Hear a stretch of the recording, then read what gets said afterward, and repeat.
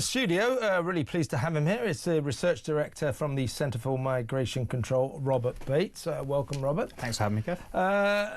Well, let's talk about the basic story, but it really, you know, your area of expertise, you must have watched, like the rest of us, with a mounting sense of horror, the Armada, the invasion that happened on Saturday. 1,195 migrants came across on 19 boats. Apparently they stopped 184 or so. They stopped about 10 more boats, so they did do something, the French, which is unusual. So we saw this invasion, which of course always begs the question, why are they coming? Why are they coming? Well, one of the reasons they come is when they get here, they break into our country illegally, and instead of locking them up and sending them back to wherever they came from, we start giving them money. We give them benefits. We give them 50 quid a week. We give them free food, free accommodation, free doctors, free dentists, free lawyers. And then at the moment they then apply for asylum, and at the moment we accept their application, that doesn't mean they're approved to stay, but they can stay on an allegedly temporary basis because we've accepted their application for asylum. At that point, they become official refugees, and at that point, they become officially entitled to exactly the same benefits as you and me, every British citizen that was born here. That is absurd. It is so crazy. It is off the scale. But guess what, Robert? It is now costing us an astronomical £1 billion a month in benefits to foreigners. That's what we spend. Technically, these are households with at least one foreign national in them, but that means foreign nationals. We are giving them, in March, £941 million, so nearly £1 billion.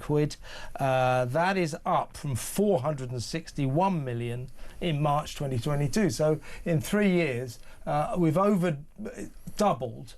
more than doubled the amount of money we're giving to foreigners, many of whom won't officially even be allowed to stay here on a long-term basis. We are giving them £1 billion a month, and we wonder why they keep coming. Yeah, well, I'm sorry to say it, Kev. I think the British taxpayer at this point exists solely, it seems, to fund the lifestyles of foreign nationals, people that aren't even migrants that have achieved British citizenship, whether it's those that are given refugee status and then sign on, which a very large number of them do. The work rate amongst those that are given refugee status is on the floor, effectively, or it's those that have just arrived and are being put up in asylum hotels, or whether it's even the foreign aid budget as well. You have to really think that the way the Treasury is dishing out the cash is gone so far from actually supporting and building on the national interest that it is now very difficult to see how the social contract stays in touch. You know, 12 billion effectively is what we're talking about here,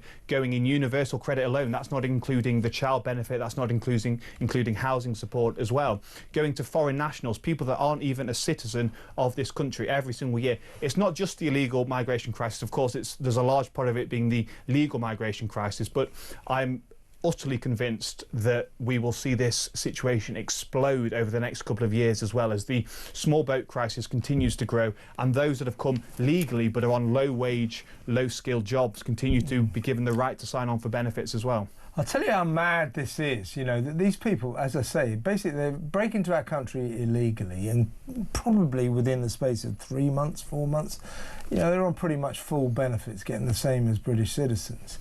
Of course, that's something of an enticement. You know that the people smugglers are saying, you get over there and, you know, they'll kick off by giving you 50 quid a week, but fairly soon it'll be about 500 quid a week, plus your food, plus your free accommodation and all that. And we wonder why they come. Now, that is so mad. That is so mad that even Angela Rayner, we know, has been leading the growing Labour chorus behind closed doors, calling for Rachel from Accounts, Rachel Reeves, to reduce or stop benefits to foreigners. So even Angela Rayner, that scion of the far left, is saying, look, this is mad. You know, these people are breaking into our country. We're giving them 300, 400 quid a week. We've got to stop doing this. It's costing too much, and we're never going to solve the migrant crisis if we're essentially saying, hey, if you manage to get across the channel, within about 3-4 months, you'll be getting 300 or 400 quid a week. It's crazy. Even Angela Rayner wants to stop it. Well, look, I've never thought Angela Rayner is completely in control of what she actually thinks about an issue. She seems to have been buffeted from pillar to post on each ideological question that's come up over the last couple of years. But I think we need to remember and not lose ourselves here. The Labour front bench is one that is well and truly seeped in international law, in international obligations, in anything but Britishness, effectively. Yeah. They have obligations to every Tom, Dick and Harry, so long as they don't actually live in these isles, unfortunately. When it comes to the draw factor as well, though, I think we need to be completely frank here. The way Europe is going and the frank conversations that we're seeing in places such as Germany and those in the Eastern Bloc as well, Britain is increasingly becoming an international outlier at this point. And if you're a migrant looking to make a life for yourself in Europe and you're looking, where's the biggest soft touch? Where can I go and make sure that I'm going to have the land of milk and honey that these people traffickers have promised me? It's Britain, because unfortunately the Labour Party, by scrapping the deterrent, by making sure that they're focusing on the people smugglers rather than those that are looking to break into our country, have completely almost given these people carte blanche to come into the country.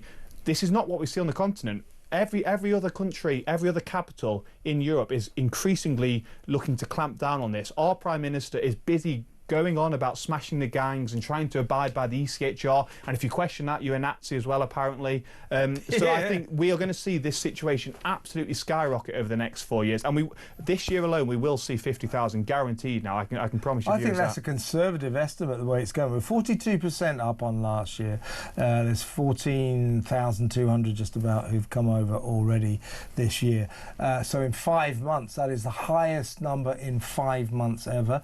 That amount that came over on Saturday, 1,195, is the biggest number in a single day since 2022, and the fourth biggest number in a single day of all time.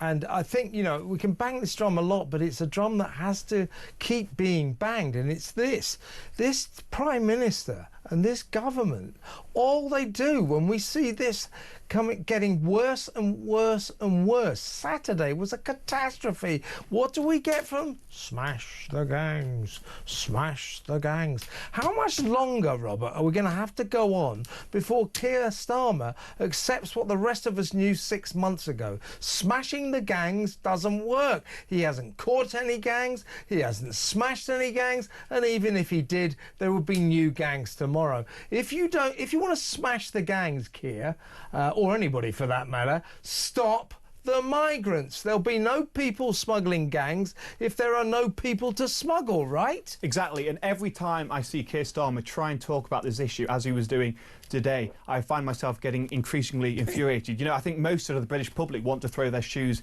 at the TV when they see him try and talk about this plan he's got to solve the problem. Well, Keir, you've had almost a year now to solve this, and it is getting worse, not better. At least, you know, I'm very loath to give the Conservatives credit for the way they handled the illegal migration crisis, but at least they recognise that if you don't want people to come to the country, you have to make the offer very unappetising.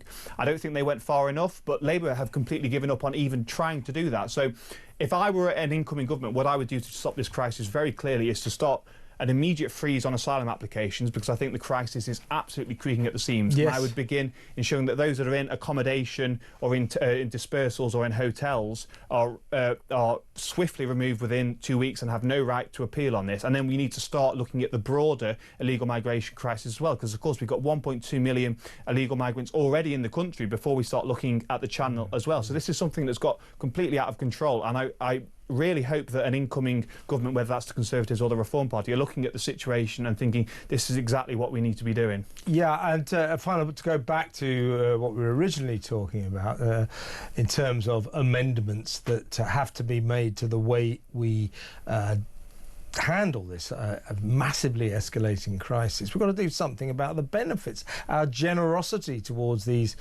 visiting foreigners, many of whom we didn't ask to come. They broke into the country, giving them £1 billion a month in benefits. Something has to be done about that. We can't keep leaving the message lying there, hanging there to all these migrants in Calais. All you've got to do is get across that 21 miles of water, and once you get there, you're in the land of milk and honey. They're going to give you load of benefits. Well, if nothing else, I mean, I'd like to send a message. You get across the channel, we'll turn you straight round and deport you.